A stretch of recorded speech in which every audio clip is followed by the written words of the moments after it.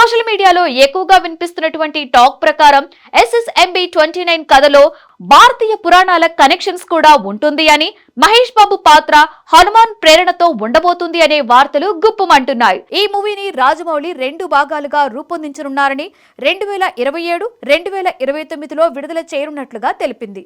1000 కోట్ల భారీ బడ్జెట్ తో తెరకెక్కుతున్నటువంటి ఈ ప్రాజెక్ట్ లో Hanuman links, global action adventure అంశాలు మిళితమై ఉంటాయని చెబుతోంది. అంటే ఇది కేవలం అడ్వెంచర్ స్టోరీ మాత్రమే కాకుండా మిస్టిక్ ఎలిమెంట్స్ కూడా ఉండబోతున్నాయి అనే ఊహాగానాలు క్రియేట్ చేయడం విశేషం. అయితే గ్రూప్ చేసినటువంటి ట్వీట్స్ చూసినటువంటి అభిమానులు మిక్స్డ్ రియాక్షన్స్ ఇస్తున్నారు.